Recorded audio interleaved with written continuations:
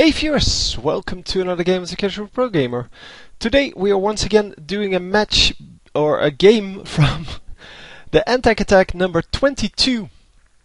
And this is KingCobra playing the Protoss versus ExcuseMe playing the Zerg. This is the round of 8 and well, this is game number 4. So not game number 4 in the round of 8, but game number 4 in the entire tournament. Because I don't have all of the replays, I only had one replay out of the round of 16. And I'm just having to do with what is given to me.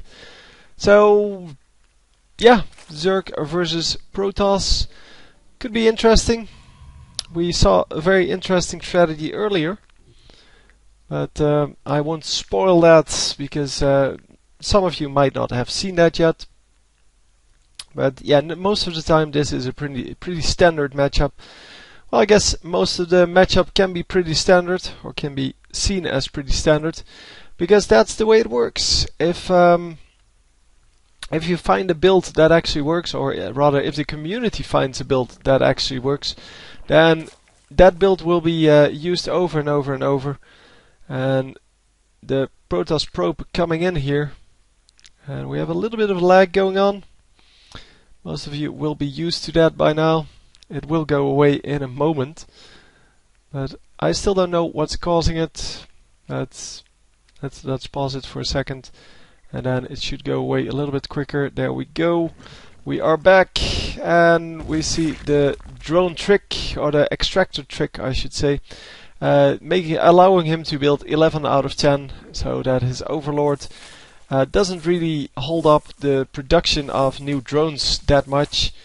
So drone almost going down here to the probe, and a spawning pool already coming out. That spawning pool once again for sneaking past this this wall off that's always built by the Protoss player. And if you build early or if you don't build early Zerglings, they will be allowed to go straight into a fast expansion, and you don't want that. What you want is, you want to be the aggressor here, and you want to make sure that the Protoss player can't really expand until they build like the gateway and the cybernetics core to wall off this entire area here. And yeah, so the 6 Zerglings are kind of an investment in that way. They're going to be able to sneak past here and harass the main base. So the probe builds a cannon there, and where are they? Oh, they went straight for the destructible rocks, not even checking that front. And yeah, well, the pylon not cancelled, so it's going to go down in a little bit, but it will delay the building of that that new hatchery. So no expansion coming out for now, and yeah, the queen has been produced obviously, so more and more units will stream out, and there is the expansion for the Protoss also coming up. Well, it's further along, I guess, and he is going to build a pylon and a cannon to make sure that he can pick off these Zerglings when they try that again. Wow, the Zealot getting damaged a little bit, but yeah, so did the Zerglings. Zerglings, of course, a lot weaker than the Zealot, but yeah, if you have multiple of them, or if you have enough of them, they can easily take out these Zealots. It just takes a little bit. So the first gateway is producing a Zealot, obviously, and going into, after the cybernetics core has finished, I'm trying to find it, but it's over there. He is going into Stalkers normally, because Stalkers are awesome. Stalkers are probably the best unit that the Protoss has. Well, of course they don't do the most damage, but for the amount they cost and how well you can control them, especially with Blink, I think they are the best units, and I think a lot of players will agree with me. They are really hard to play against, and they're really easy to control. So 2 Zealots coming into this base and not getting Oh yeah, he wanted to sneak up from behind. So he gets a lot of damage done straight away, but loses a couple of Zerglings. And the Zealots are going to go down eventually. But yeah, it cost him quite a few Zerglings. So that was still worth it for both players, I guess. Well, the Zealots are really pricey. They cost 100 each. 100 minerals, that is. 0 gas, so you have to take out 4 Zerglings with each of the Zealots, and I guess he didn't do that. But those Zealots were just there for scouting. They really weren't supposed to take out anything. And a little bit of a cannon rush over here.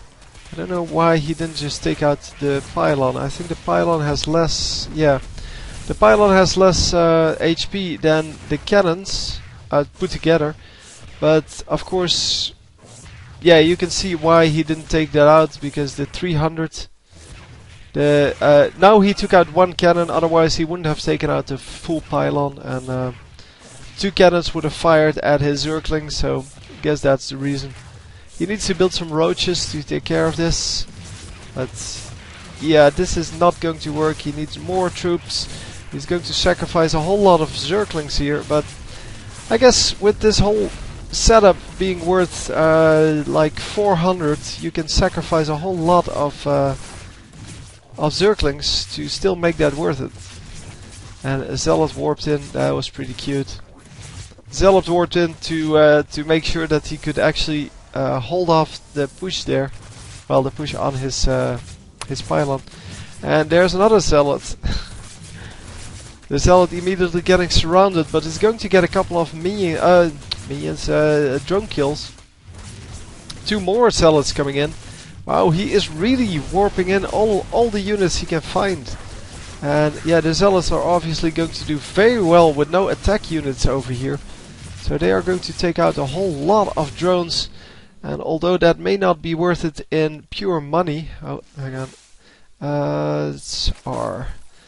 He took out 10 workers. And yeah, that is a huge amount for the amount he lost. Because, well, drones aren't just worth what they're worth in minerals. They also mine minerals. So if you can avoid the mining, that's... well, that's also something you should take into account. Because every drone you kill could have mined a whole lot of minerals. And of course that is a very interesting thing to realize. And then all of a sudden the drones become way more expensive than just the 50 minerals you have to invest into creating them. At least he did hold it off, and let's see how much they lost. So yeah, it's pretty much equal.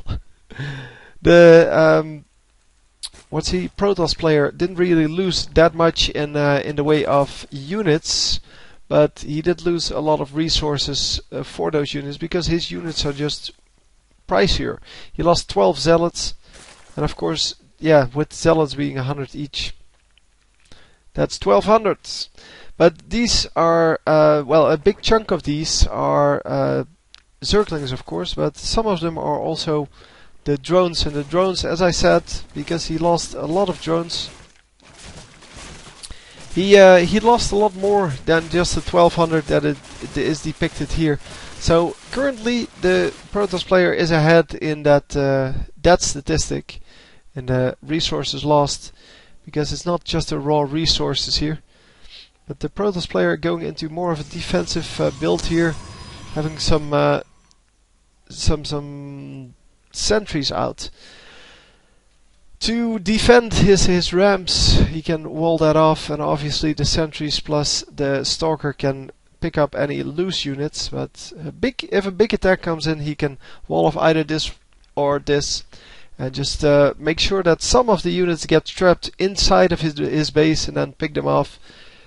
That way you can hold off the bigger attacks.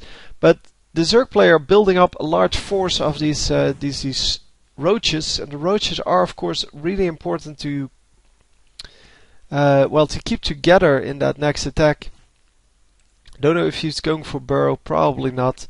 We rarely see that, but Burrow is really useful because Burrow with Tunnel and Claws will actually allow you to get into a base like this even when the sentries are defending it, because you can burrow under the force fields and you don't have the you don't have to take care of the fact that they get split up, because they can rejoin the rest of the army by burrowing and then moving to the rest of the army.